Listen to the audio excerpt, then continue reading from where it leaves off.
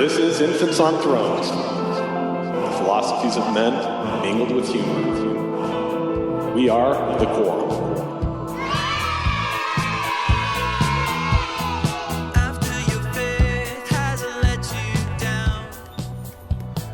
Welcome back to Infants on Thrones, episode 619. This is an April Fool's Day episode, and I'm going to give you two blasts from the past. The first one is a way blast from the past. It's from my mission, and I recorded this 1991. You're going to hear the actual recording that I did on a tape recorder, a series of little jokes that I sent to my mom. I'll explain it. And Mom, sorry once again for doing this. I know you're still a little traumatized by what happened. And then the second thing I'm going to include here today is an early episode of Infants on Thrones from August 2013, Manacled Mormon in Sex Chains, where the Quorum reviews the movie Tabloid about another missionary, not me, and a kind of weird experience. If you haven't seen the documentary Tabloid, I'd recommend it. The rowdy infants conversation you might enjoy, you might not. But anyway, that is your April Fool's Day, while we're all in quarantine, episode of Infants on Thrones. Enjoy. I'm about to do it for the first time, and I'm gonna do it with a girl, a special girl who makes my heart kind of flutter, makes my eyes kind of blur. I can't believe I'm about to baptize her. He will baptize me. He will hold me in his arms. This is Infants on Thrones. Minisode.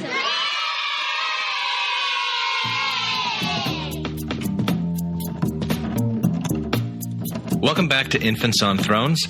I'm Glenn Osland, and you are about to hear a recording that I made about 21 years ago while I was a missionary in Japan.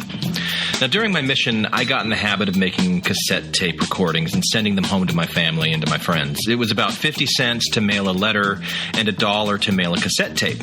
So I figured that an audio recording was worth the investment. They could hear my voice, I could talk, I didn't actually have to sit and write. So I actually have dozens and dozens of tapes from my mission. Now, I've never sat down to listen to all of them, but this one tells a particularly bizarre story that I thought the listeners of Infants on Thrones might find interesting. So let me give you a little background here. Now, I made this tape towards the end of March 1992. And in Japan, we would teach free English classes once a week. We'd teach it at the church. It was kind of a sneaky way of doing service that had a not-so-subtle BRT component to it. Now, BRT is build relationships of trust for the uninitiated. And it's an important step in the commitment pattern, which was our very own institutionalized roadmap to manipulation. It made for great careers in Terminex and New Skin for thousands of returned missionaries later in life. But anyway, I'd been out on my mission for a little over a year when I made this tape, and I was a senior companion at the time and a district leader, and my star was on the rise. Zone leader and AP were just a few steps away, I thought. Anyway, so right before I made this, there was this Japanese girl who had wandered into our English class. And I still remember very vividly, she was wearing this short black leather skirt and a red silky blouse. And at first glance, I thought she was a prostitute. And I can admit it now, I thought she was cute. I thought she was very cute. And she spoke great English. So she stayed back after the class, looking at the bulletin board and all of the LDS pamphlets that were strategically displayed near the exit. I don't remember if we spoke at all that night, but I do remember my surprise when she showed up for church that next Sunday. And she attended the main sacrament meeting, and then my companion and I met with her during Sunday school to find out if she was interested in taking the missionary discussions. And she was. In fact, she made a point of saying that she really needed what we had to give her because of what a terrible sinner she was. And of course, my previous prostitute bias was immediately confirmed, albeit falsely confirmed as it turned out, because she wasn't really a prostitute. She was a Christian and a 27-year-old virgin to boot. Her name was Yuki. Over the course of a few more discussions, Yuki's story came out. Now, her family was Buddhist, of course, but at 13, she had joined a Christian church. And it immediately made her a pariah in her family, and there weren't many Christians her age, so she didn't really have much of a social group. And she couldn't keep a boyfriend for very long because they all wanted sex, and she was waiting for marriage. And she told us this story on a P-Day once, and we were with this Japanese guy named Sakamoto, who was one of those eternal investigators. You know, he wasn't really interested in the church, but he was very interested in the American missionaries. He loved to speak English with us and take us around on our days off, and he was just a play friend. So this day, Yuki was at the church when he came to pick us up, and he was immediately interested in her, so he invited her along with us. And when he found out that she was a virgin, he nearly went berserk. Is it just because you don't know how? Because I'd be happy to teach you if you'd like. Now, this is what he said to her, and it made me and my companion very uncomfortable. So my companion started a conversation with him to distract him, and I started a conversation with Yuki to help calm her down because she was also very upset. And the conversation went a little something like this. This is always what men want from me. I don't think I'll ever find a good man. Well, I'm sure the Lord has something planned for you. Do you really think so? Of course. Because I do feel like the Lord led me to your church. Yeah. I'm sure he did. And I feel like he led me to your church so that I could find my husband. Probably. I mean, we have great young adult activities. There's lots of single guys in the church that you could meet. And I think that my future husband is you.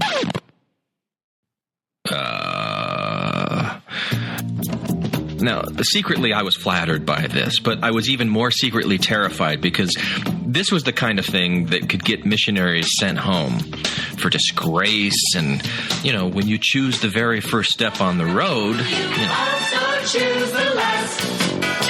So if you don't like the end of the road, you better back up. You know you better back up right. The end of this road is to be dumb. Eeny, meeny, miny, moe. You can choose the way to go. So I tried my best to dissuade her. This can't be. I'm a missionary. But you won't always be a missionary. And she reached over and she pulled my name tag off of my shirt. But I still have a year left on my mission, and then I go back home to the U.S. And she said, I can wait. So, yeah, you know, she was cute, yes. It was flattering, yes. But this really wasn't what I wanted at all. So I actually called the mission home that night, and I explained all of this to the AP, you know, the assistant to the president. And I told my parents about it on my weekly tape to them, and I fully expected that I'd be transferred. And I wanted to be transferred. But the transfers came, and they went, and I wasn't transferred. And this is about the time that I made this tape. Now, I swear, everything that I've told you up to this point really happened. And what you're about to hear in this recording, though, well, let me just play it for you, and then I'll explain it more at the end. But let me give you a few Japanese words that I say a lot. So I'll say dendo, and that means missionary work. And I say eikaiwa, which is the word for English conversation class. And I use the word chirashi a lot, which is a flyer. So like an eikaiwa chirashi is the little homemade flyer that we would pass out on our daily dendo activities. You know, we would advertise our English class to try and get people to come to church. It was our primary tactic for dendo. And I have no idea why, but as I listen back to this, I hear that I say, and stuff like that so much. It really makes me crazy. But I was just barely 20 years old when I made this. And I kind of think that I had watched the movie Strange Brew one too many times because I kind of hear this Bob or Doug McKenzie thing in my voice. I don't know. I thankfully stopped short of saying hoser or eh. But anyway, here's a little time capsule for you. So let's go back, and stuff like that. It's, let's see, I don't know, it's Thursday night. Well, as you can tell, the sound quality isn't great. And transfers was last night. So I'll walk you through to make sure that you don't miss any of the key points of the story here. Last night. And just thought that I'd go ahead and start another tape here, stuff like that. But the main thing I'm trying to communicate right now is that mission life is pretty boring. Today was a pretty good day. Pretty mundane. But oh yeah, you know how I told you about that girl? There's this girl. Her name is... Her name's Yukiko. Well, like in Japan, they like short names. Her first name is Yukiko, but like I just call her Yuki. It's good. It's just kind of... Kind of what, Elder Osland? I don't know. Anyways, I talked to her on the phone. Hang on a second. Are missionaries really supposed to be talking with girls on the phone? Like I told you, after I got the transfer call and just kind of cleared things up. And anyways, we bumped into her while we were streaming today and talked a little bit with her and stuff. And she told me that she wanted to talk about something, but I'm not sure what it was. I'm still kind of feeling uncomfortable around her. I just don't know what to think, or what to even do. But Can you hear all the confusion and angst in my voice? And just wait. anyways, so I didn't get any mail again today. Better change the subject. Don't want the parents to see how much I'm thinking about this girl.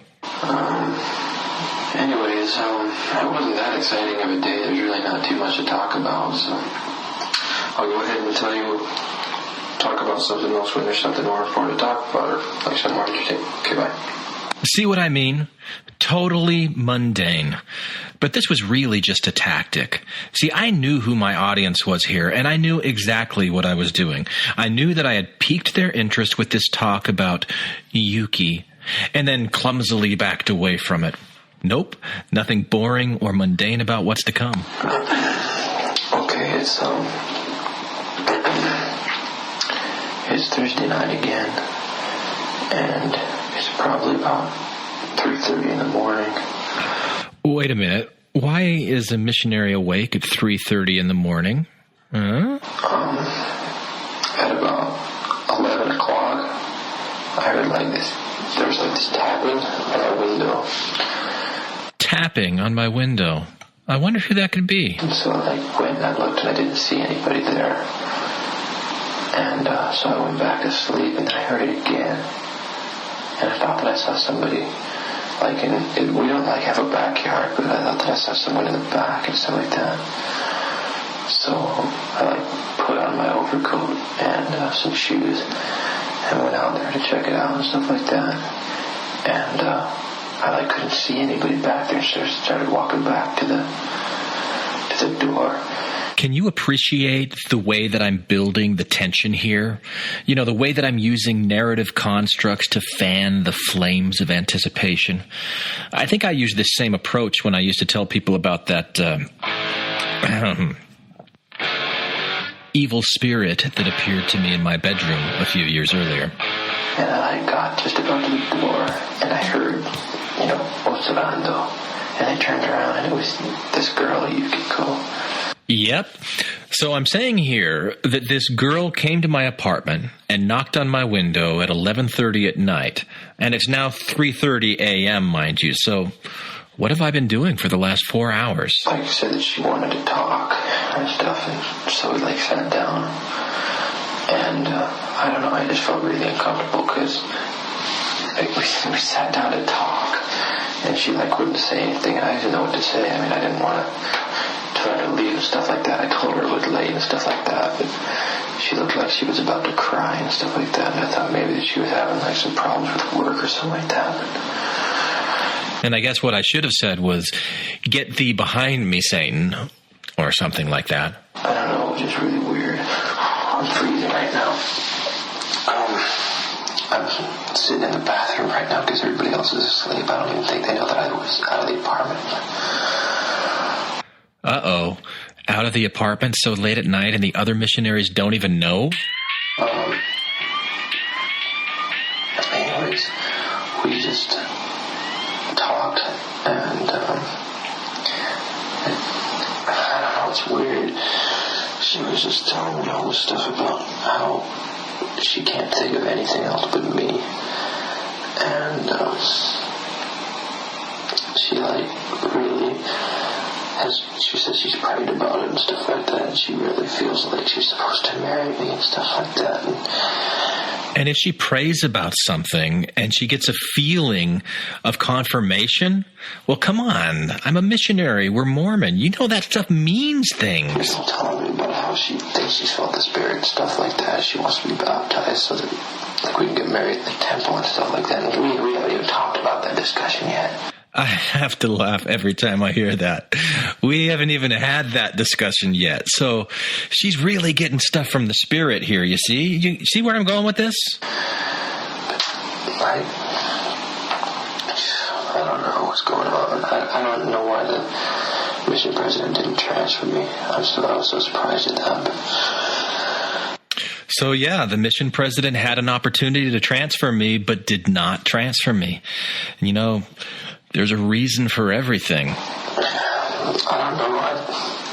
I mean, she's really pretty. She is really pretty. And she's really nice and stuff like that. I do like her. I mean, I don't know. I can't. But I can't start liking an investigator. Of course, maybe that's why I was sent to this mission in the first place. And maybe she's getting true revelation from the Lord. Who could possibly know? The Lord does work in mysterious ways. It's just all so tricky and confusing. Does the Lord want me to be here? Maybe she's right. Maybe the Lord does want me to marry her or something like that. Maybe that's why I'm in these moments where I came to Japan on my mission. I don't know. I don't know what to do. No, I really don't. So let's move on to the next segment, because the very next day was awesome. You know how I had been wondering why the Lord didn't transfer me, and in a moment of late night weakness, I speculated that maybe it was for this girl. Well, today we got a new investigator. Today we found this guy, and I think that maybe he's the reason right there. We're streeting today. And we decided to go to a place where we usually don't street. Yeah, tell me if you've heard this one before. Missionaries go off the beaten path to a place they normally don't go, and that's where they find the golden investigator. I mean, motifs like this have power, man, power. And usually we walk from the show tent to the Eki, the train station, and then we walk back to the show tent. But today we decided to walk over just by this little elementary school, and I don't know why we just decided to do that. Well, I know why. And we were walking by this elementary school, and we really weren't seeing any people, really weren't stopping any people. And so I decided to kind of have a contest with my companion to see, who could give out the most eikawa chirashis and stuff like that. So we were giving them out to everybody and stuff like that. And I just decided to be a little crazy. And we were in an intersection, and it was a red light. And so I went to this one car, and it wasn't even the car that I wanted to go to at first. I don't even know why I went to this one car.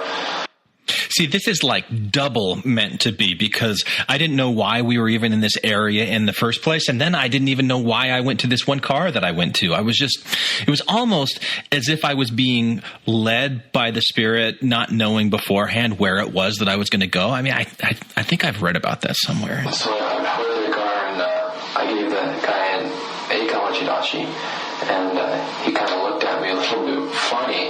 It kind of scared me at first. But then he smiled and he took the flyer and they drove away. But then about 10 or 15 minutes later, he came back and he told us that he wanted to be baptized. He wanted to take the missionary discussions and he wanted to be baptized. That's how golden of an investigator this guy was. See? He said that he came to us and he says, I want to be baptized into this church, which just really blew me away. I mean, you can imagine. Yeah, wouldn't that blow you away? It almost sounds too good to be true. But these are missionary stories where too good to be true happens all the time to the really valiant and faithful.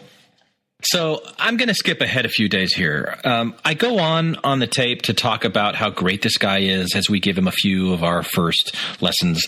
And then I come back to this girl from time to time, but mainly I'm focusing on our new investigator, whose name is Uso, which is the Japanese word for lie. But of course, I knew that my mom and dad wouldn't know that. So we go on to Sunday when he shows up at church, but also this girl is at church, and this is where the fireworks really start to fly.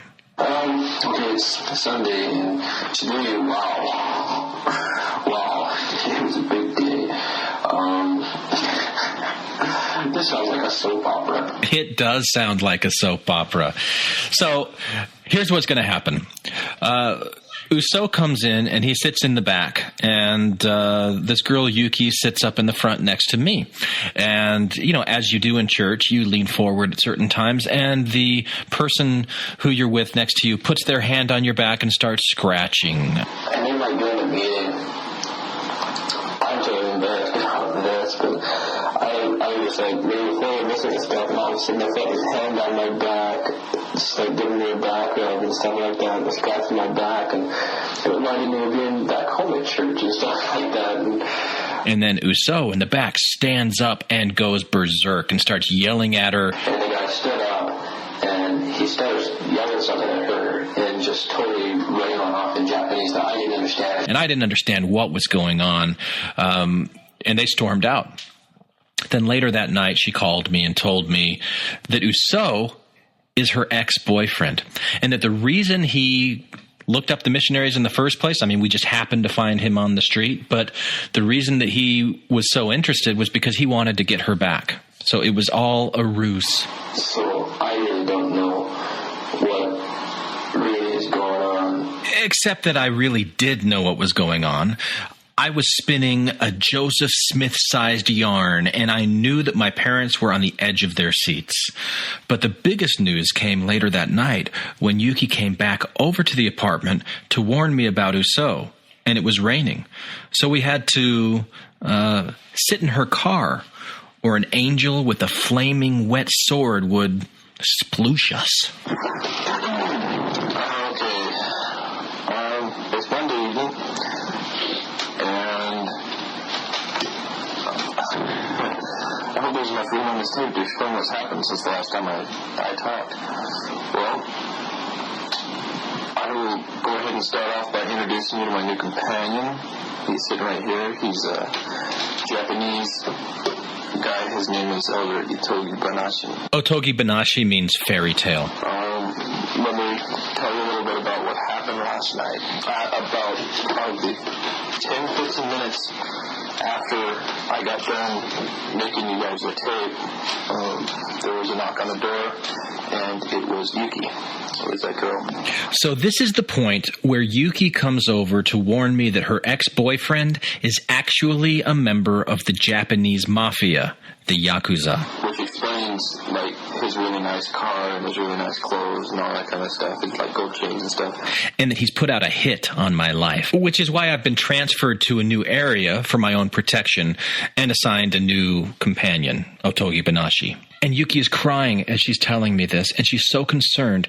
So we sit down in her car, since it's raining outside, and one thing leads to another, and all of a sudden I felt her hand on my back again, and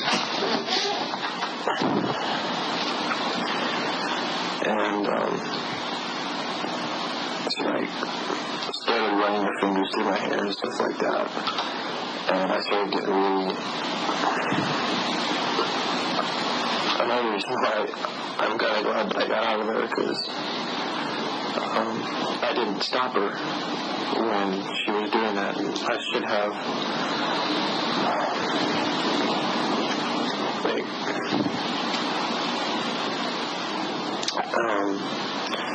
I hope you don't think that I'm, like, a totally bad person or anything like that, but she was running her hand through my hair, and then I, like, looked over at her, and we both looked into each other's eyes, and then it was just, like, a natural response, you know. Kiss the girl. Sha-la-la-la-la-la, don't stop now. Anyways, I didn't tell the mission president about this. Like, as soon as I kissed her, that, like, just all these thoughts went through my mind, like, oh, you just ruined your mission and stuff like that, and then like, oh, your mission's not ruined, this is the reason that you're here, is to find her. And So was that like the angel on my shoulder telling me that I'd ruined my mission, and the devil on my shoulder saying, oh, no, you didn't, keep going, this is why you're here, you know? Or is it just me? Who knows? anyways, so we were just out there in a car, like, kissing for about another half an hour, 45 minutes.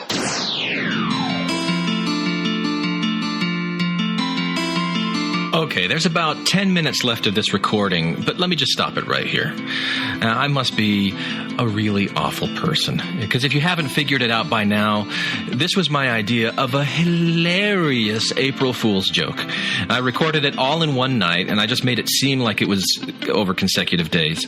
And I tried to unfold the story in a very dramatic way that I knew my mom and dad would buy into and just keep them on the edge of their seat, and giving them, like, leading information that, like when I listen back to it, I know what I was thinking at the time, so it makes me laugh. But I never understood why my mom hated it so much. It was just so funny to me that she was ready to book her flight and fly over to Japan to come and save me before she even heard the part about me having a hit placed on me from the Japanese mafia.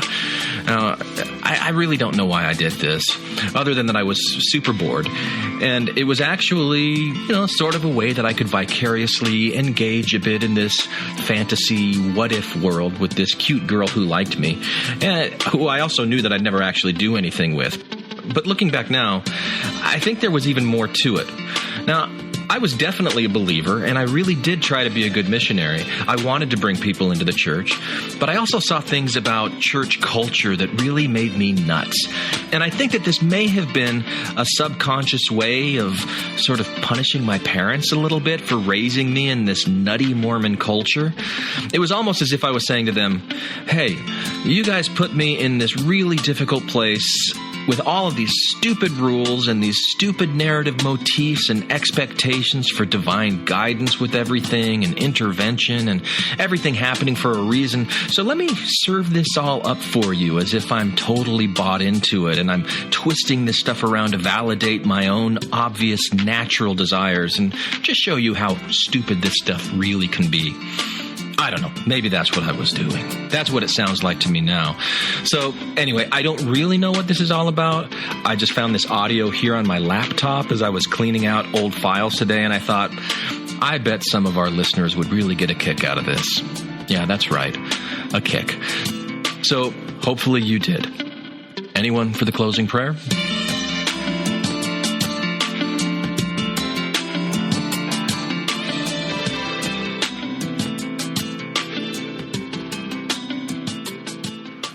Hey, what are you still doing here? Okay, you want to hear more? Okay, so I'll tell you what happened afterwards. As I alluded, my parents didn't exactly see the humor in this thing. And my dad wrote me this really long lecture letter about how there's some things that you just don't joke about. Some things are just too sacred. Now, years later, when I was at Indiana University, I decided to study humor theories for my PhD, and I read something from Mormon folklorist Bert Wilson about how a person needs to have enough psychic distance or emotional distance in order to really joke about something. And it got me wondering if joking itself doesn't also function to create this emotional distance in the first place. And I think maybe that's one reason why I've always joked around about Mormon stuff. It may also explain why people really don't want humor anywhere near their sacred things, because not everybody has or wants that emotional distance. So in this case, I never saw falling in love or making out with a Japanese girl as a legitimate threat. There was plenty of incongruity in that scenario for me, plenty of emotional distance, psychic distance, and, being singled out by the Yakuza, having a hit placed on me, that's just ludicrous. But to my parents, having me so far away and being really helpless to protect me from the evils of the world and the buffetings of Satan as I'm a soldier in God's army, these were legitimate fears, and they really didn't appreciate me making light of them. So, sorry about that, but, they got over it. So, as for Yuki, Well, she continued to flirt a little bit and pout a little bit, and she strung us along for a while.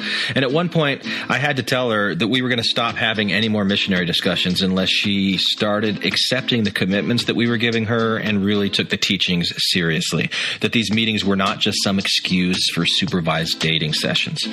And we ended up dropping her.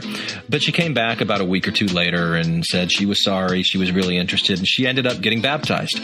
Now, on the day of her baptism, she didn't show up at the church, and I thought for sure that that meant she had just been stringing us along the whole time, and I was pretty angry. And then I felt like an idiot for being angry because a few hours later she showed up with tears stained all down her face because she had actually gone to her previous congregation and endured some kind of public excommunication ceremony before coming to our church to be baptized. You know, she wanted to have a clean slate before her baptism. So she ended up making friends with people in the ward and becoming very active. And I heard that at some point she moved to the U.S. and married a returned missionary and probably lived happily ever after, as far as I know. But I've never heard from her since my mission. So, you know, the other guys have listened to this and they've given me some feedback. Matt and Tom specifically said that it was a little too much like listening to a guy laugh at his own jokes and give himself high fives all the way through. Well, it works for Jimmy Fallon. If I don't laugh at my own jokes, no one's going to do it, Justin, you understand? And that one's for you, little sister. So there you go. No real point to this one other than just sharing with you this little nugget from my past. So there you go. Amen.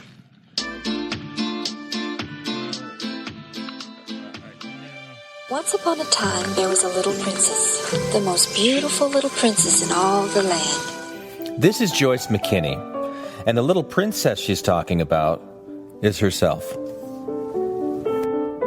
Her hair was long and blonde, and her eyes were as brown as the dark waters of the river which ran by her castle. But the little princess was unhappy, for she was lonely. In 1977, Joyce McKinney and 3 male companions flew from Los Angeles, California to London, England to track down and kidnap a Mormon missionary named Kirk Anderson. Someday, she would find her kind, handsome prince, and he would sweep her up on a big white horse, and he would take her away and marry her, and they would live happily ever after. Joyce had met Kirk months earlier in Utah and was convinced that he was her kind and handsome prince. But when he went away on his mission without telling her he was leaving or where he was going, she thought he had been absconded by an evil brainwashing cult. So she hired a private detective in Los Angeles to track him down, and then traveled with her entourage to England to liberate him from this wicked cult and live happily ever after. Hi, I'm Joyce McKinney, and that's from my pending book, A Very Special Love Story. A very special love story indeed. But when 2 of these 3 male accomplices realized what Joyce was planning, they bailed. Joyce and her very special friend, KJ, tracked down Elder Anderson, abducted him at false gunpoint, drove him to a quaint little cottage in the country, tied him spread eagle to a bed, and for 3 days engaged in some very special love. I'm Glenn Ostlund, and today on Infants on Thrones, I'll be joined by Randy Snyder. I remember having wet dreams about that. That would be so awesome. Jesse Smith. She's this beauty queen, hooker with all this money. And Tom Perry. So Glenn, the most important question of all. Yeah. Would you still tap that? To review the documentary Tabloid and discuss in excessively jocular detail the thoroughly ribald case of the manacled Mormon in sex chains. This is Infants on Thrones. The philosophies of men mingled with humor. We are the core. Welcome back to Infants on Thrones. Today we're going to review the 2010 documentary Tabloid. Now, Tabloid tells the bizarre story of Joyce McKinney, who made national news in the U.S. and created a huge tabloid buzz in Britain when she kidnapped and repeatedly raped a Mormon missionary. Now, the documentary features Miss McKinney herself passionately telling her side of the story in what I thought was a rather shocking display of delusion. It's one of those train wreck type situations where it's just so awful, but you can't quite look away. That's tabloid. But what really intrigued me the most about the movie was the way that Mormonism was portrayed and the role that it played in Miss McKinney's delusions. Now, some of the ways they portrayed Mormonism I agreed with, and others I really didn't. But it seemed like the sort of thing that could inspire a lively panel discussion and would hopefully tell an engaging story to you listeners that, if you're like me, you probably hadn't heard before. Now, Tabloid's available on Netflix, so if you haven't seen it, you might want to go check it out before listening any further. But I will provide a high-level summary of the main points, so you should be able to follow along even if you haven't seen it. Now, before we go any further, I want to warn you, if you're easily offended by off-color language or overtly sexual discussions, or even, the locker room talk where a bunch of guys are talking about things that maybe they really don't know that much about, then this isn't the episode for you. These panel discussions did get pretty raw, so go ahead and proceed at your own discretion. Okay, so let's dive right in. Here is Joyce McKinney herself telling her side of the story. I hadn't been out in the world much till I went to Utah. I hadn't been around much. Joyce McKinney was born in North Carolina in 1949. Her family eventually moved out west, and she was crowned Miss Wyoming in 1972 at the age of 22. She presents herself as an innocent, sheltered young woman, but as you'll see, later evidence arises that calls all that into question. But there were a lot of men attracted to you. Well, I guess so. I don't know. I'm not that vain, and I'd say. But I was looking, I wasn't looking for just any guy. I wanted a special guy.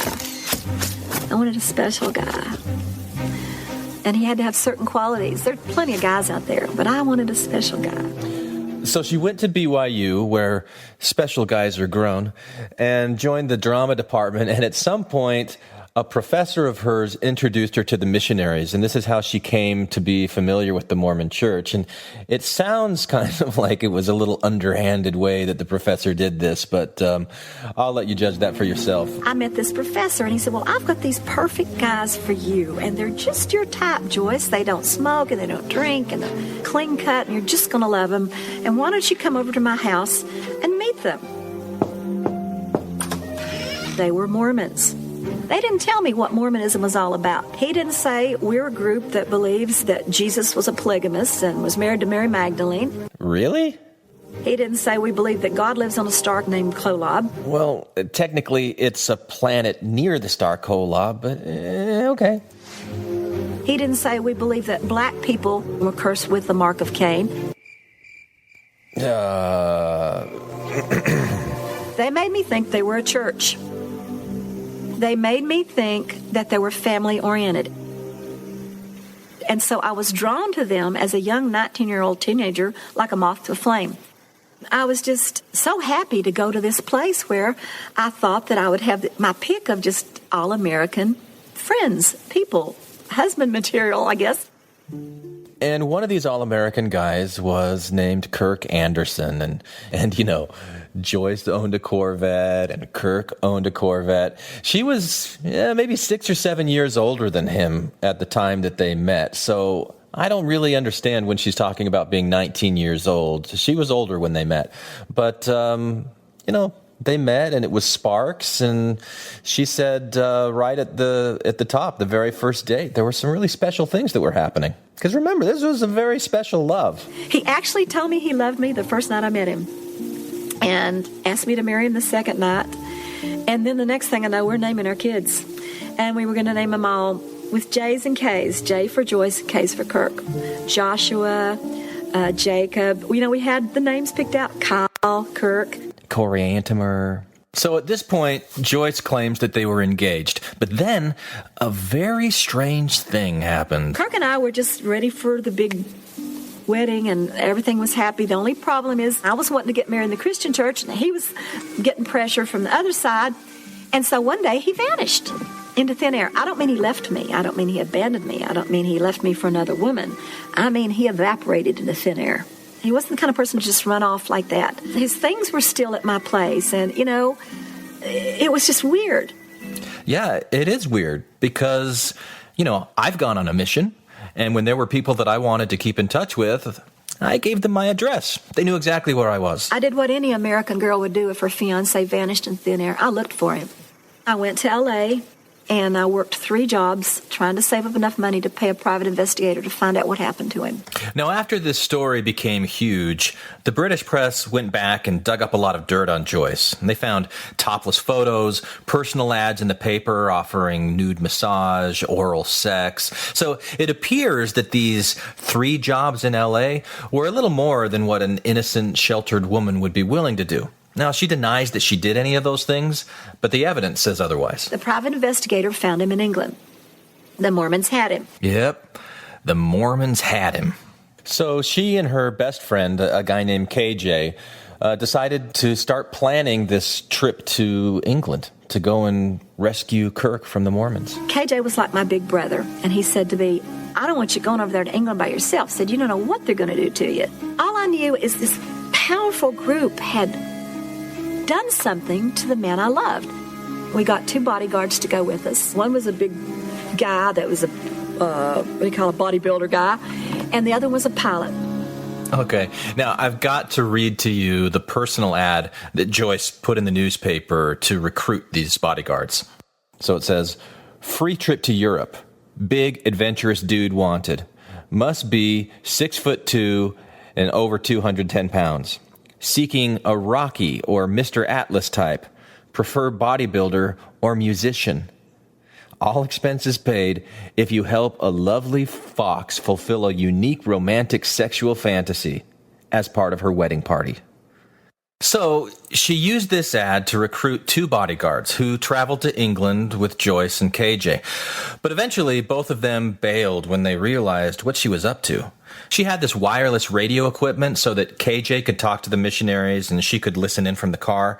And they had chloroform and a fake gun to ensure that they could take Kirk with minimal resistance.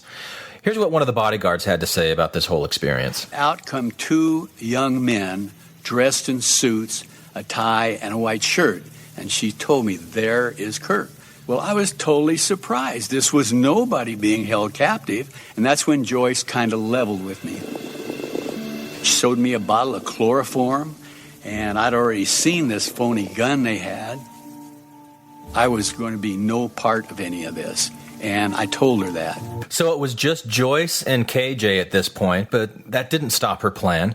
She had KJ pose as an investigator, and they set up a meeting at the church. So when Kirk showed up, KJ pulled out the gun and marched him out to the car. He got in the car, and he goes, how long have you been in England? Like a robot. He was almost speaking in a monotone voice, and he'd go, they said you didn't love me anymore. It was like he had a personality alteration. Kirk number 1 and Kirk number 2. Kirk number 1 was the man I fell in love with. Kirk number 2 was Cult Kirk. Now, Kirk Anderson didn't want to have anything to do with this movie, so all we know from his side of the story are things that he testified in court back in 1977. But according to Joyce, Kirk got in the car and went with her willingly. According to Kirk, he was chloroformed and covered under a blanket. And then Joyce and KJ drove him out to a small rented cottage in Devon, and tied him up to a bed. Then KJ bowed out while Joyce and Kirk celebrated what she called their, 3-day glorious honeymoon. And this is where things get really crazy. Well, I was looking for someplace peaceful, where he could normalize. Someplace where he could come back to Kirk number 1. I had a big fireplace, patchwork quilt, silk sheets, blue to match his eyes with his initials on it, cinnamon oil back rub, because he loved my back rubs, and all his favorite foods in the fridge. Oh, I had chocolate cake and southern fried chicken. He loved my chicken. Mashed potatoes. I made everything that he wanted. I was like his little, wifey almost. We were slow dancing. He got turned on as we were dancing. I'll be blunt, he had an erection, okay. And we sat down in the bed, and he said, can you give me a back rub? And I got the cinnamon oil, which I had warmed, and I was giving him a back rub. And he had these ugly garments on. I said, how am I supposed to give you a back rub with this Mormon thing on? And I ripped the ugly things off because they smelled, and they had those occultic symbols. And I didn't want anything ugly there in our beautiful moment. You know, it was like a honeymoon cottage. And we burned them. We actually burned them. And you ripped off his magic underwear and I threw them in the fireplace where they belonged. Where they should put them all, as far as I'm concerned. Her story is a little difficult to follow because at first she says that he got aroused while they were dancing and he had an erection. But later she says that he was impotent and the only way that she could get him erect was to tie him down to the bed, a little trick that she read in a book so that he could just let go and not have to feel any guilt for what was going on. So she admits to tying him up, but, she says it was for his own good. Kirk was impotent. He was sexually impotent because of this brainwashing. He's not supposed to have sexual feelings. He's not supposed to have emotional feelings. He's not supposed to fall in love. And we were in love. He loved me and I loved him. I knew there was only one way to get Kirk out of Mormonism, and that was to make love with him. Because for a Mormon missionary to have a love affair is totally taboo. They can't be in a room alone with a girl without their companion with them, to even shake hands. So if it took giving up my virginity in a romantic moonlit cottage, so be it. I just wanted him out of that cult. Jeez, that's not how I got out.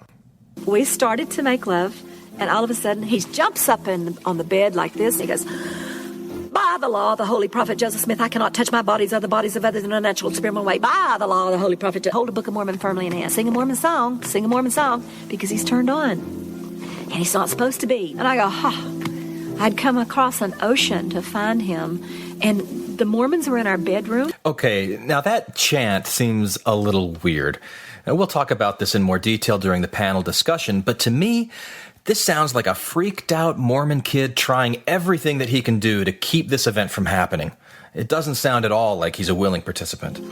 I went back in the kitchen and I got myself a real cold glass of water. Does he still have the erection while he's chanting? Well, I came back, to be continued. I came back in there and I'm thinking, am I doing something wrong? He started to cry. He had ejaculated, I guess. He said, "Please don't tell him about the filthy place. What happened at the filthy place?" And I said, "Honey, what's wrong?"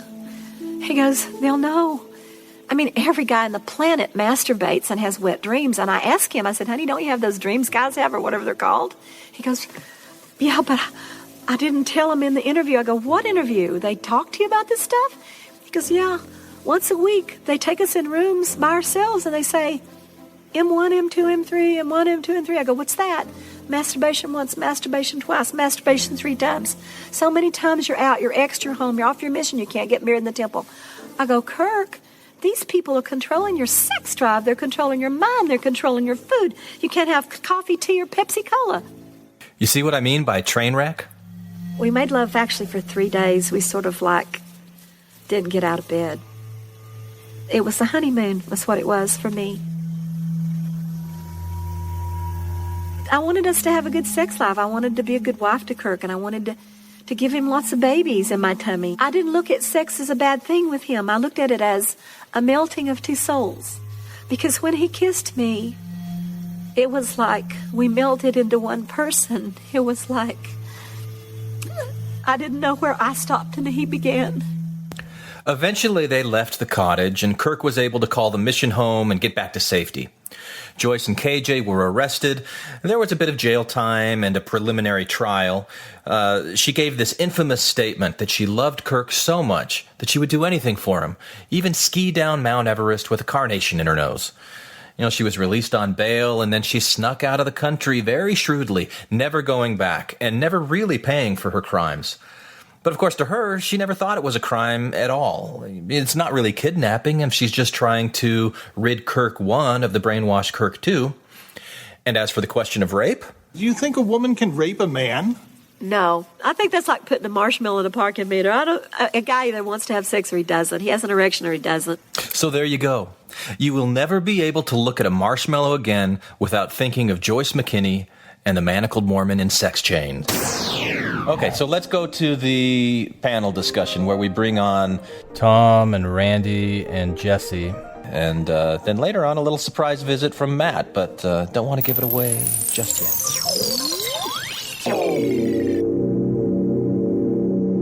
I think think she was supposedly so smart and such a genius that's what pushed her into this like level of crazy, like just psychological dilemma that she had going on in her head, where she didn't know what was reality and she thought she was invincible, or I don't know what was going on. Well, crazy plus a high IQ makes a great criminal. So, like, if I was in England and I was let out on bail, I wouldn't know what the fuck to do. She knew exactly what to do, and she got out of England with a very clever scheme. So, I give her props for being clever in a lot of situations that I would have known what to do. But overall, she's just a crazy person that I just want to back slowly away from. Yeah, it is a little frightening. She is a little frightening. She was I was terrified of her by the end of the show. It was just, I mean, the stuff that she came up with. She's talking about getting out of England, and she's like, "Oh, I just got a few death certificate or birth certificates from dead people." And I don't even know how to do that. How do you do that when you're in a foreign fucking country? I thought it was interesting too, the part about she's admitting to the camera that she lied about things like that. She's admitting that she was deceiving people, and she's saying, "Look how clever I am for doing this." But then at the same time, she's denying these things, like, "Well, they never took any nude pictures of me." Right. She's expecting us to buy one of her other stories while she's admitting to the smaller one. She's both intelligent but crazy, and we can't relate to it because we're neither. I don't have an IQ of 168, and I'm not crazy, so it's like really hard to relate to her. Like, impossible to relate to her. So I want to go back for a minute when she's talking about meeting the missionaries. She hears their message and she's very impressed with them. So I want to explore that for a minute. But she said what they didn't tell her was that we're a group who believes that Jesus was a polygamist, that he was married to Mary Magdalene, that God lives on a star named Kolob, and that black people were cursed with the mark of Cain. So I wanted to kind of go down that list and see, like, did Mormons as a group believe these things? Well, they went down the anti-Mormon stereotype. They even did the cartoon from the Godmakers. Right. Godmakers was throughout this whole documentary. Right. They kept splicing it in. I hate the Godmakers. Yeah, lots of anti-Mormon propaganda. It was kind of, yuck. So did you guys ever come across that Jesus was a polygamist? Did you ever believe that at any point? I heard speculation that he was married to Mary Magdalene, but never a polygamist. Oh, I heard it because I served in Arizona, and so there was a lot of amateur theologians that were Hugh Nibley fans. I had a ward mission leader who was really into, the deep doctrines. And this is when you were a missionary there, right? This is when I was a missionary, and I was just at the feet of the master. Yeah, definitely. That one of the reasons Jesus was hated was because of all the wives that followed him. Wow. And so it was like, oh my God, I am privy to some very special knowledh. Did you believe it when you heard this? Oh yeah, because it played into the polygamy narrative. If Joseph Smith was a polygamist, Brigham Young was a polygamist, well, the Son of God must be a polygamist. Yeah, well, and all of this stuff must have been lost during the apostasy. Yeah. To me, it was always impossible to imagine Jesus having sex. Him being married. And you've got an amazing imagination, Glenn. How often did you try and imagine that? Exactly. Thank you. All right, drum roll, please. Top hat, whatever that is. So, Jesus with porn music in the background. That's awesome. Anyway, I don't even know if I can finish that thought. So the second thing was that he was married to Mary Magdalene, and I had heard that speculated, but I never completely believed it. I think both of those were pretty common beliefs. Even though this list that you gave, the rest of you guys were saying, "Oh, this is the anti-Mormon list." I hate the Godmakers, and I think the cartoon is stupid. The B-roll from the Godmakers that he plays along with it. But actually, I would say everything on the list, it's not couched in Mormon terms, but it's a hit. I mean, I think I disagree with that first one, though. If you're talking about Mormons in general, that Mormons as a group collectively believe that Jesus was a polygamist, I think they're never going to say that. But I think you may find pockets of people who do. But I agree with Glenn on this because like that's not how Mormons self-identify. They don't. No, I agree. They're not going to. I agree. They're not going to ever self-identify as it. But when you get down to brass tacks and say, is polygamy part of, the eternal plan? Yes. Okay. Does Jesus have a wife? I don't think you're going to get that yes from most Mormons. Really? I think you get to shrug the shoulders like, I don't know. I don't know. I'll figure that out. Salvation. Right. I'll figure that out when I have to. But right now, But the point, Jesse, is that she's portraying this as like all Mormons believe this, and that's what they're secretly saying behind closed doors, and they're not. Yeah. But I don't know. Maybe during the 70s. Yeah, but not during sacrament meeting. Not during Relief Society, and not during Gospel Doctrine. I agree. But I will give you the nod on the blacks and the priesthood thing. Obviously, that was going on then. So, and the reason I'm interested in it, Jesse, is to test her credibility as a witness and her veracity. I mean, there's ways that she represents Mormons that are so completely foreign to me, having grown up as a Mormon, that it makes it hard for me to believe other things that I don't have experience with. Like Randy said earlier, he can't really identify with her because he doesn't have that kind of IQ and isn't crazy, he thinks. But, oh, fuck you. we know he's not that smart. I mean, we can agree on that. That's a given.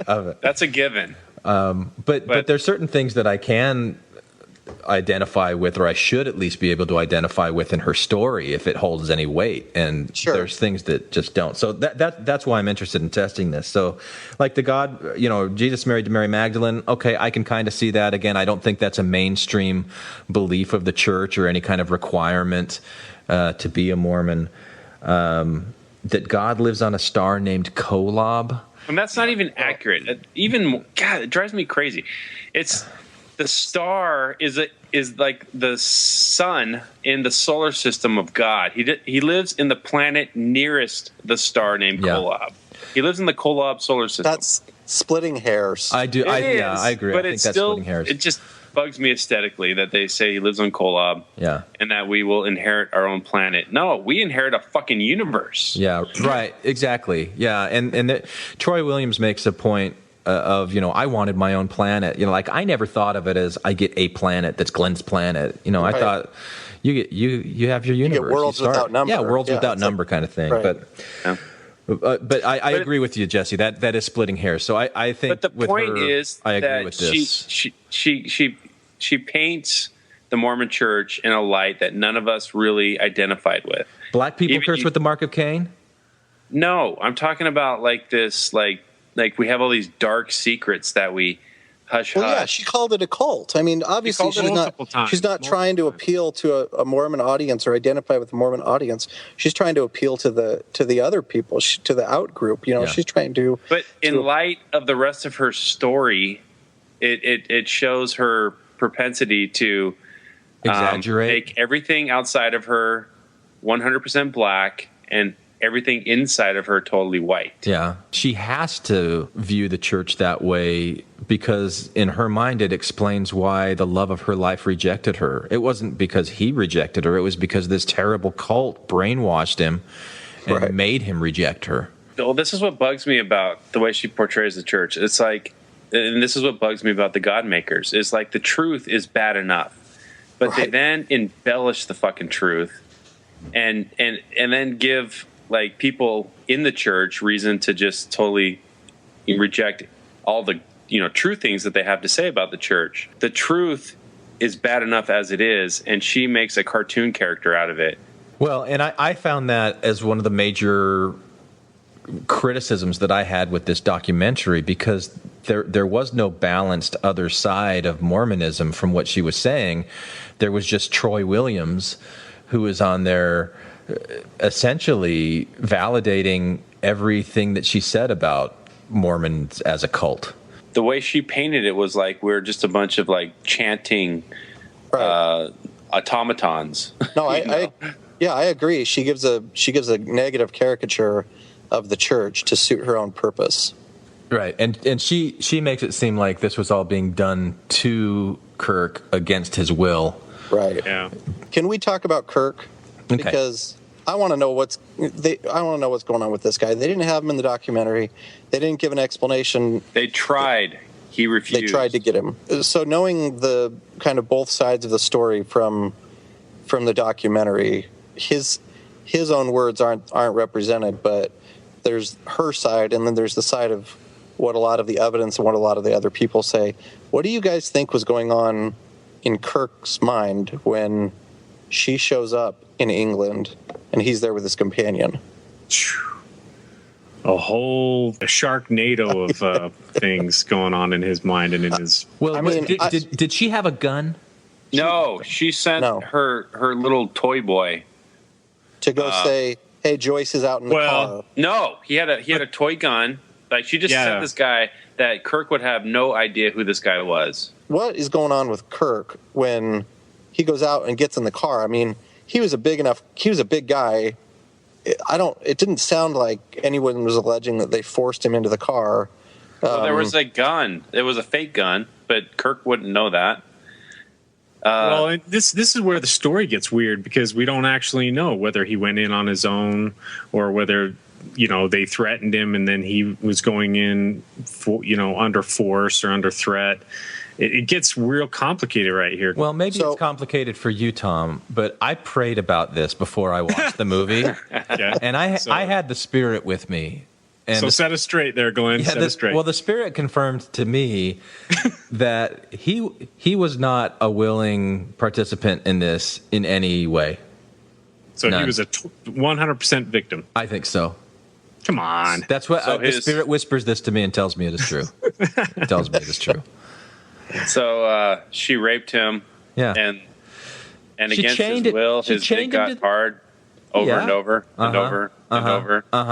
Well, and then she burned the garments. And there's that one scene that I actually thought was a little bit brash, was where they showed the symbols of the garment real quick, like on the documentary. I was like, "What? That's brash was that, you, Tom?" But that was like banal to me. Well, okay, fine. I think what they showed were Masonic symbols. Yeah, exactly. That's what they were. Well, okay, fine. Jeez.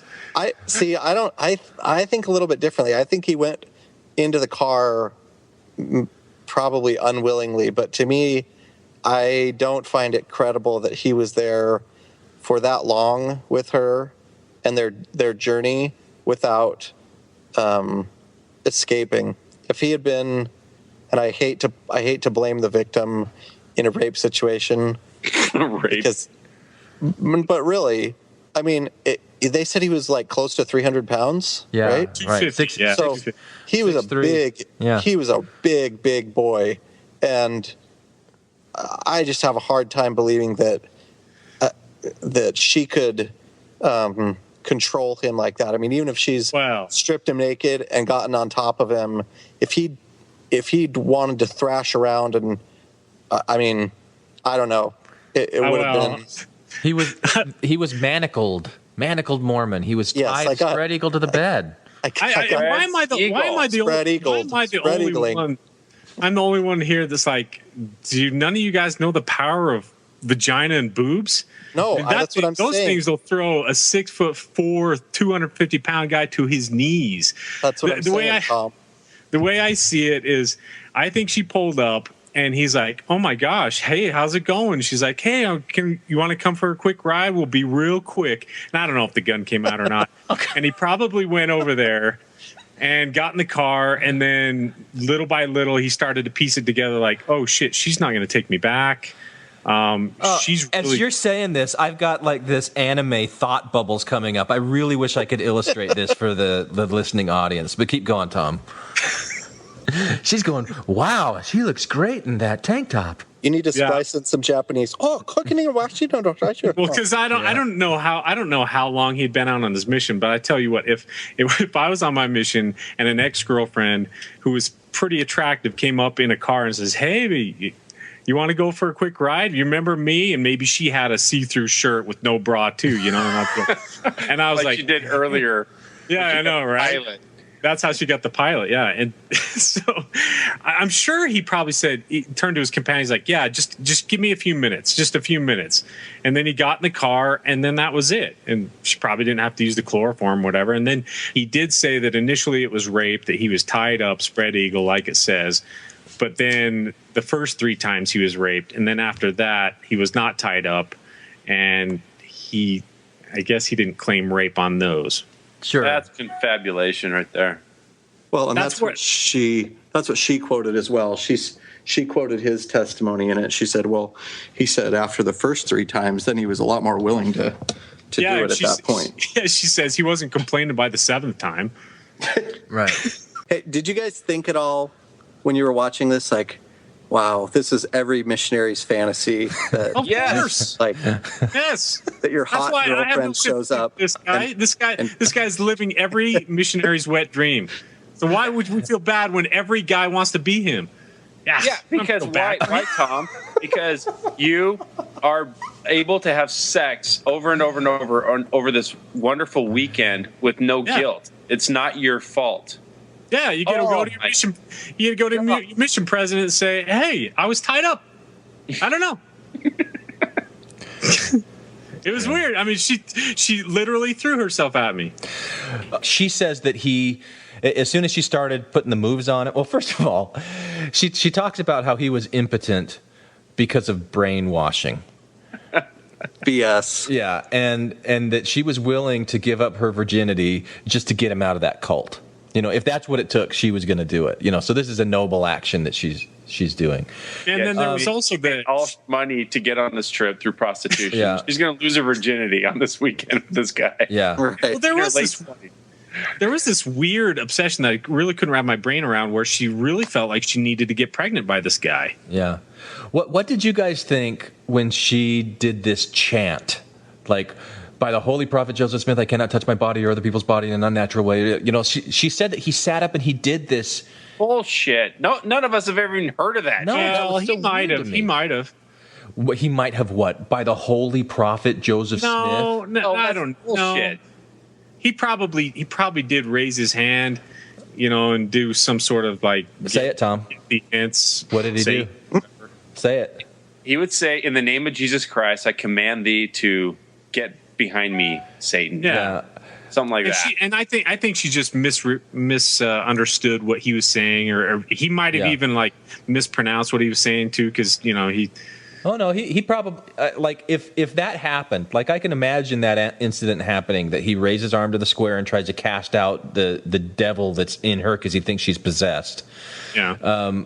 And that she has no idea what he's doing, and so this confabulation of her memory, she's just saying it felt like this to her, so foreign. Yeah. Yeah. So we're not like fixating on the specific words, but that he actually did something like that. That's what I thought. I could see that. Yeah. And they took this little aside to talk about garments, and they called it the Mormon underwear, which, what do you guys think when you hear that? Well, it is the Mormon underwear. They called it the magic underwear. Oh, the magic. That's right. The magic underwear. I'm sorry. Yeah. Yeah. So, I mean, it's just another card right out of the God Makers, I thought. It's just another. But it's one of those things where it's not the Mormon term for it, but if you're an outsider, I mean, what else do you call it? Because garment doesn't make sense. Garment is just a piece of clothing to other people, and temple garment, or the coats of skin. I mean, none of those Mormon terms make any sense to an outsider. So, how do you describe the temple garment to an outsider? I think that magic underwear is so pejorative, and it kind of goes to what Randy was saying earlier. It's so over the top that somebody who's on the inside of Mormonism would just reject it offhand and not think about the implications there. Do Mormons think of garments as being magic or having magical properties? Yes. Some do. Not magical like David Copperfield or Go Bluth or whatever, like but spiritual armor. Yeah, like they're going to. I mean, they tell you that in the temple too, that they're going to be a shield and a protector to you as long as you wear them, and your bishop will ask you if you're wearing them day and night, and there's all kinds of stories about them protecting people. I mean, that's not real fringy stuff within Mormonism. I think that's pretty mainstream. I have a personal story. When I was on my mission, I was on the reservation, and we were riding down a very steep, gravelly hill, and my handlebar split in half. I went straight down, and I went home, and I looked at all of my scratches, and all of them were outside of the line of my garments. And I told that story over and over, how my garments were a protector to me. So it was there is an element that these are some magical shield, both physically and spiritually. But here, I object to the word magic because it's so secular, and like that protection that you look to yourself is to an outsider. sacred. What word are you going to use? To an outsider, what word are you going to use? Sacred. Yeah, sacred garments. Because they are protectors. They're protectors against the unseen evils of the world and physical harm. What else is that but magic? Yeah. What other colloquial word can an outsider use on regular cotton, polyester, fiber underwear that protects you from a bike crash? Or to quote the guy the Marriott guy, when he was burned everywhere except on where his garments protected him. What other colloquial word can you use than magic? Okay, I'm going to jump in here for a second, because Randy mentioned this quote from Marriott that was given on national TV, an interview that Mike Wallace did in the mid-'90s. And interestingly enough, the adjective that Mike Wallace uses, well, I don't know, listen to it yourself. We're not a weird people. A weird people? Yes. Mormons know that some outsiders think they are weird. Why? Well, for one thing, devout Mormons wear sacred undergarments for protection from harm. Cotton undershirts with undershorts that reach to their knees. Do you wear the sacred undergarments? Yes, I do. And I can tell you they do protect you from harm. Really? Uh-huh. I was in a very serious boat accident. Fire. Boat was on fire. I was on fire. Mm-hmm. I was burned. My pants were burned right off me. I was not burned above my knee. Where the garment was, I was not burned. And you believe it was the sacred undergarments? Yeah, I do, particularly on my legs, because my pants were gone, and my undergarments were not singed. I mean, I think you're expecting way too much from an outsider in this instance. You could say divine. Yeah, there's a lot of terms, but I mean, semantics. So this chick burns the garments off this guy, right? Okay, Tom wants us to move on. She throws him she threw him in the fireplace. Yeah, something like that. So at least he disposed of the marks properly. So why is it that the garments will burn when they're in the fireplace, but they won't burn if they're on the body? Yeah, that's how you do it. Sorry, Glenn, start over. No, I just said, why will the garments burn in the fireplace, but they won't burn if they're on somebody's body? Oh. You found the sacred loophole. Oh. Maybe they have to be touching the endowed skin in order to have the power in them. Right. Well, problem solved. So they're not magic underwear. It's the combination. So no matter what I try to do, you're going to bring this shit back, Glenn. It's like the greatest American hero putting on that super suit, and then he's got superpowers. Not anybody. You can't have anybody put on garments and have that protection. So it's not the magic that's in the garment; it's the covenant behind it. That's why. It's still magic. No, dude, because then who by cares? themselves, you're killing me. Let's move on. I know there's audience members out there that agree with me. Let's just move the F on. Because here's the thing about magic. Yeah. Go on, Glenn. Right. We're all anxious to hear. Okay. So, how did he get out? What happened where he got out of the cottage? She stood up. She had to go to the bathroom and She raised up off his flaccid. No, they just. Thanks, Randy. She made it sound like they were just going to go to London and get married. Yeah, and then they were going into London to get married. So they left the love cottage. They're on their way, and there's pictures in the newspaper or something, right? She sees a picture of him in a newspaper that he's been abducted, and she's like, "Wait a minute, what do you mean abducted? This is." And they're sitting there laughing about it. Yeah, right. Yeah, Can I make one side note comment real quick? This if only if it has to do with magic underwear. the is it KG or KJ? KJ. The accomplice that was apparently just head over heels for her before he played for the Suns. Did he play for the Suns? KJ Kevin Johnson. Awesome. Kevin Johnson. Yeah. He dunked on Elijah Wan. He did. Oh yeah. Okay. So this guy supposedly was like head over heels for her and would do anything she asked, anything. And so I guess, is it true that he was the guy that tied Kirk up to the bed, and then he leaves the room, is like sitting in the kitchen, probably twirling his thumbs like, I hope they're having a good time, while he's totally head over heels for her. I mean, did anybody else besides me feel bad for this poor guy? Yeah, but it wasn't just him. It was him, KJ, and then the pilot, and then also Miskovich, the guy back in L.A. who had all her pictures, and her dog and he was walking her dog while she's doing this. I mean, she clearly had this power over guys. Yeah, to where she could get them to do whatever she wanted. So I want a certain kind of guy. So I want to wave the finger of blame to you women out there. If you guys have a lot more power over us guys than you think you do. All right, the end. So I don't want to hear this feminism crap like we just want to be equal. You guys already dominate us for the most part, all right? So just back up. Especially if you're hot. If you're into that. Especially if you're hot. I think maybe you don't quite understand what the feminism thing's about, Tom, if that's what you think. But. For the good, just because I don't want my name attached to this, edit that whole fucking misogynistic diatribe out, please. Oh, my God. Yeah, we don't want to get banned from Facebook here. Yeah, I think that would be the worst. Okay, hey, so... Wait, whoa. Did you hear about that? Okay, let's not. You did? What? You heard I got banned from Facebook? Yes. Yeah. You wrote all about it. Oh, and Papa Midnight. Okay, never mind. You got banned from Facebook, Randy? That's a side story. Let's go on. Oh, for Lord's sakes, I'm totally unplugged. Okay, so then she gets arrested, right? Yeah. Yes. Yeah. And she's in the back of a police car. She's being taken away, and she writes a note. Yeah, that she then throws out the window to the press. What are the details there, Tom? 2 pieces of paper that were out of the Bible. Oh, that's she right. writes because these God messages. put them there. Yeah, God put those 2 blank pieces of paper at the back of the Bible. So this was her one saving moment.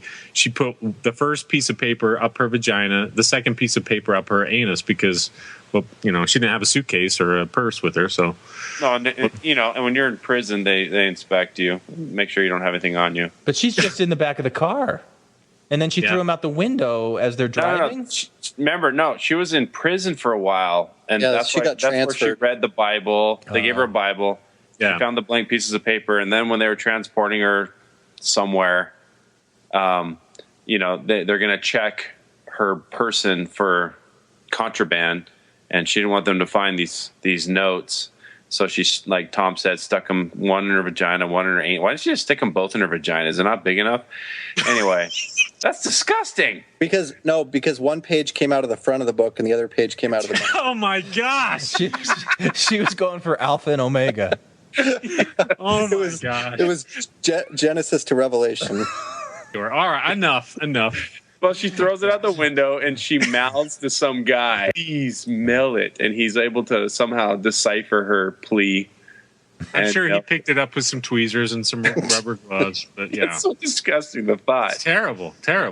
So the rest of the documentary from this point really focuses on her and all of this prostitution or whatever it was, sex services that she was selling, and a lot of nude photos of her that she claimed were fake. But and to me, it seems really strange because I'm mostly interested in this, missionary part of the story than the other things that it goes on. And there's a story about how she gets her dead dog Booger, cloned in Korea, and whenever that was, that was nuts. But to me, that's all there to show how credible or how believable she is. Just kind of like a look into her mind, a look into her world.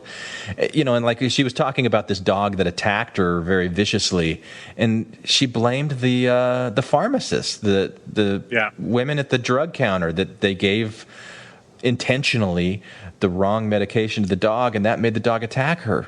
Yeah, and she somehow knew that all the capillaries in his brain exploded. Yeah, right. And that's made him go crazy. Because when I was watching the movie, I kept thinking, why is this relevant to the story? And I had the same thought you had, Glenn, like, oh, this is the director putting the frosting on the crazy cake. Yeah. Oh, that's a good way to totally say it. what it is. Yeah. Did she describe the spirit of the dog floating around the room and everyone could see it? Oh, my gosh. Like, Well, and those home we videos- finally got to the final stop in Crazy Town. So, Glenn, the most important question of all. Yeah. No strings attached. Would you still tap that? I didn't think that she was that cute. I mean, even back in no, No, it depended on the picture. No. Like there were some shots where I was like, she is hot in that picture, and there's other shots I'm like, ew. No, I'm sorry. Like that Seinfeld episode. Yes, she is the girl that in some light is hot, and then other lights is ugly, and you want to take her to that one restaurant where the lighting makes her look pretty, like Seinfeld. Yeah. No, I mean, I can see the appeal. She's not really my type. She kind of looks like a Who from Whoville, and that's kind of She did pageants when she was a little girl, so I think the moral of the story is don't have your kids in pageants. I think that's the take-home message. So, but Tom, what I was hoping that you would ask, whenever we review a movie or something like this book, or you always go around and ask people to rate it. Oh, yeah. Okay, so should I begin? Yeah, man. I thought it was. I actually enjoyed myself. There was plenty of times where I was laughing out loud, and I couldn't believe my eyes. I mean, if this was a fictionalized story, most people would dismiss it immediately, like, "Ow, look at the imagination on this author. Give me a break." But the fact that this happened for reals, I'm going to give it a 6 out of 10, dude. What do you think, Jesse? I'd give it a 7.5. I really enjoyed it. It's not super long. I like the style of the documentary. I thought it was pretty informative. It was a good watch. I liked it. All right, Randy. I'm like Jesse. Excuse me. I'm like Jesse. Although Tom and Jesse are not on the side of the fence that Glenn and I are, where we never heard this story. We couldn't believe that we hadn't heard this story. Because there's so many ridiculous apocryphal stories that go around missions. And the only stories I had heard of were Florida State. Like if you went on a mission to Tallahassee, that sorority initiation rites were to bag a missionary. And that was this lurid and crazy sex story I'd ever heard about missionaries. But if I'm rating the movie, based on the amount of people they were able to gather together, because the guy was KJ, he's dead. I mean, he lived till 2004. Why didn't she clone KJ? I know. She clones the dog Booger, but she doesn't clone KJ. If she had cloned KJ, she would have had Tom. She would have had her minion, and she could have had many minions. Yeah. She had what, 6 boogers? Yeah, right. They even put the names of all the boogers. They were all booger something, booger this, booger that. Gosh. I'd give it a 7.5 as well. I'd probably give it maybe a 6.5 or a 7. So I'm right in with you guys. My biggest complaints, I didn't think that their presentation of the Mormon Church was as balanced as I would have liked it to have been. I think they went for sensational and just kind of left it there. It made me think of another documentary that has a Mormon theme to it called New York Doll, which I think we'll probably review at some point. But I actually like that one better. I went and I got that one and watched that with my wife afterwards. Well, can I make one final comment? Yeah. Because I watched this with my wife as well, and we had this discussion, which I'm sure was the highlight dilemma that this kind of story presents back in the 70s and 80s is can a guy actually be raped That's like putting a marshmallow in a parking meter. Because she actually says in the documentary that she's like, if he has an erection, that's it. He's into it. And I was talking to my wife, and she'd asked me the same question, and I thought, I think a guy can be raped, but whew, what a gray area that is. I remember the legal situation in England at the time. She couldn't be charged with rape because it wasn't. There wasn't even a precedent for it. It hadn't been defined that men could be raped. Yeah. Yeah. Forgetting the legal technicalities of 1970s England, I think she showed up and got him. She had, muscles or thugs with her at the time. She chained him to the bed and she forcibly had sex with him. I mean, that's what it sounds like. So I don't know what that is other than rape. Yeah. But I also think that for a guy who's as big as him, if he had struggled with all his might to, of course, maybe he thought there was a gun on him. So maybe, I don't know what he was thinking, but it seemed to me like at some point in the story that he started going along with it, or he became okay with it. But I definitely think a guy could be raped. Yeah, and I definitely think it was a legitimate rape, and I'm quite certain that his body shut down any process that would get him pregnant. So, yeah, because the human body has a way of shutting that whole thing down. He just shut that whole thing. He just shut it all down. So I've heard that from doctors. Yeah. He's safe. Yeah. I think to that point though, the whole concept of your erection comes from your wanting to be aroused. That's not true. I mean, you could. That's you get just erection if the wind shifts. Yeah, that's a physiological response. But I still like. Okay, I will grant that a man can be raped at gun. If he thinks it's at gunpoint and there's muscle there, and there's a girl that's attractive enough to get him an erection. But I just cannot put it at the same level of a woman being raped. Call it. I don't like using the word rape because I think that belongs to women, and there's a certain kind of violence. So, what word would you use? Magic? No, I think it's I don't know, like some kind of. I got to invent a word. That's what you're asking me to do. It's Sorry, Tom. he was forced to do something against his complete will. But it's to me obedience. It's not. I just cannot put it at the same level as a woman being raped. I wish we had Matt on here because he's the expert on this stuff. But call him right now. Yes. I guess I can tell you guys. I know in law school we studied. There were cases of women raping men. I mean, I know there is legal precedence for it, but yeah, I'm calling him right now. I got him on. All right.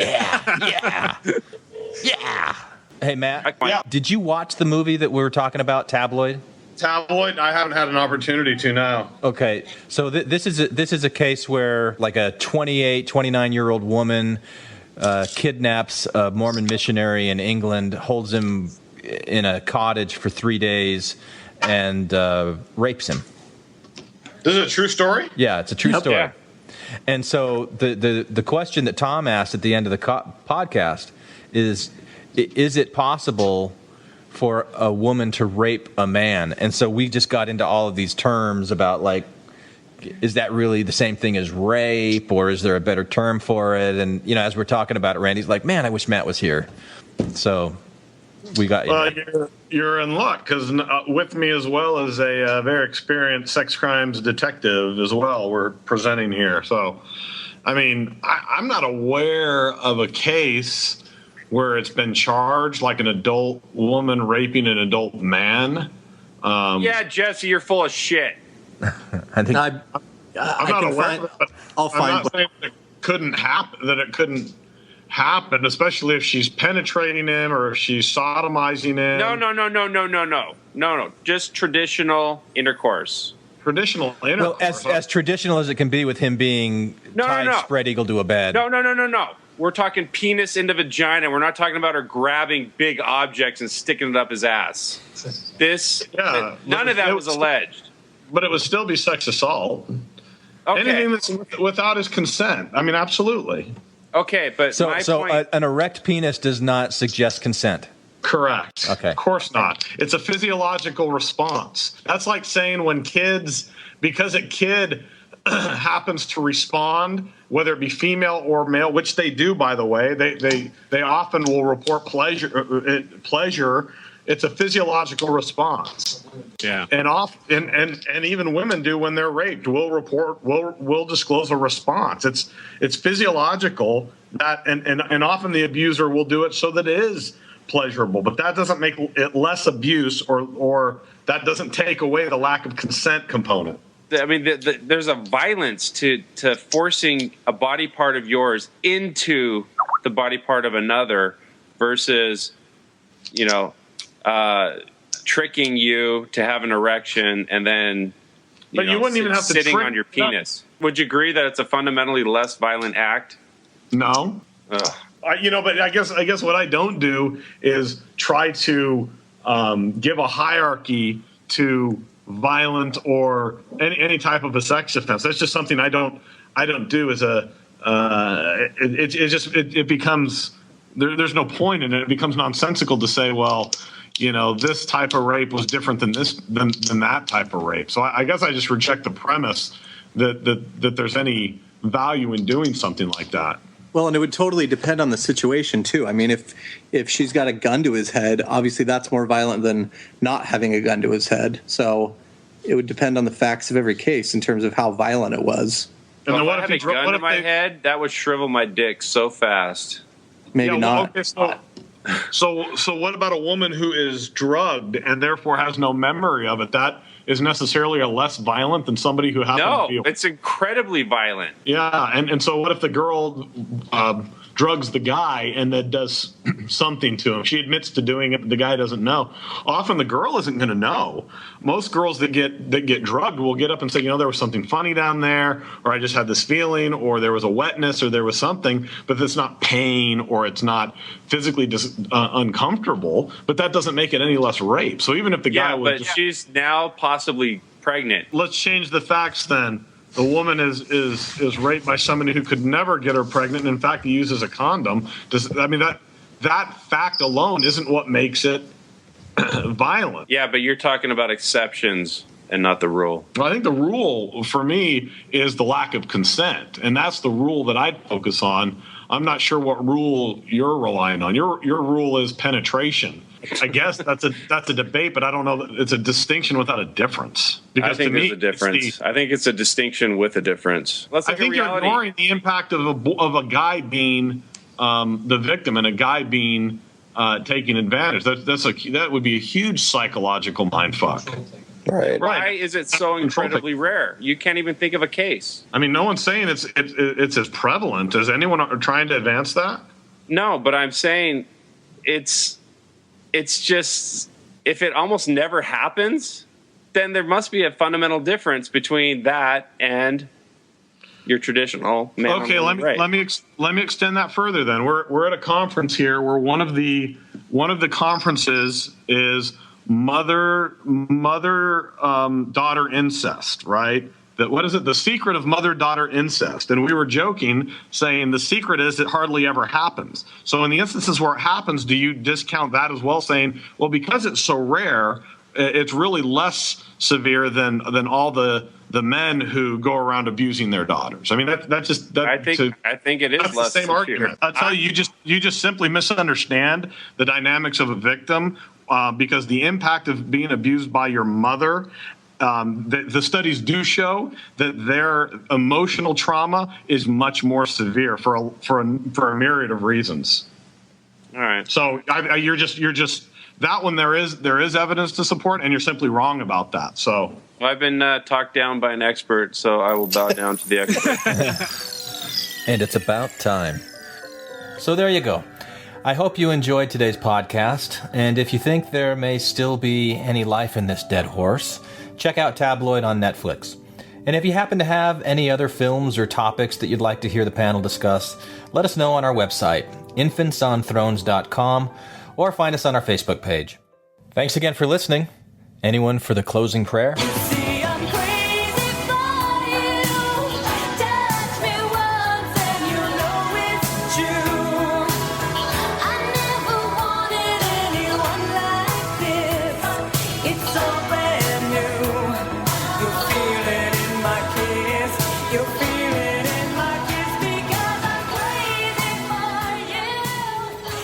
So while we're waiting, you got kicked off Facebook? Wow. What'd you do to do that? Nothing, but... Oh, right. Yeah, you sound like Joyce. Like an adult, and then some fucking prude on the Mormon Hub reported me for using hate speech because I used, not at her, but I said, she was talking about taboo words, and I said, and she called people that use curse words are uncouth, and I took exception to that. Uncouth. And so I talked about how I like to use curse words because they activate a part of your brain, and there's science behind this that conveys an emotion that euphemisms don't. Yeah, that's a long way of saying it makes me feel good. Yeah. It does. It makes you feel a way that non-taboo words don't. And like even Mythbusters did a study on this.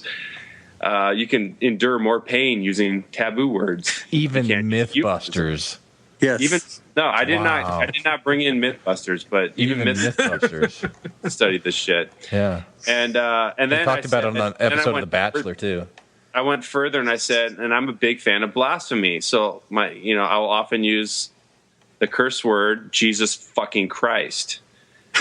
And this girl just couldn't take it. And she's like, so becoming an ex-Mormon made you an asshole. I'm like, well, that's ironic that you used the curse word, an uncouth curse word. You threw the iron back. Nice. I said, thank you for not disappointing. You proved my point. And she reported me to Facebook because I said, Jesus fucking Christ. Or someone who was reading the thread reported him to Facebook. You don't know that it was her. Oh, I know it was her because all of the mods, like I know Brant, and Brant vouched for all the mods. They were too busy doing something. They had no idea this was going on. Yeah, but it could have been any person reading that thread. It could have been any person, but who was most pissed at me? The one who called me an asshole. You're the one that bases everything on evidence. I'm just saying you don't have any. You're speculating. Okay, this is complete speculation. Thank you. But somebody... I grant you that, Glenn. I don't know who did. It could have been the original poster who started the whole club. Anyway, somebody reported me to Facebook for using hate speech because I said Jesus fucking Christ. And from Facebook for like 3 days. Thank you for listening to Infants on Thrones.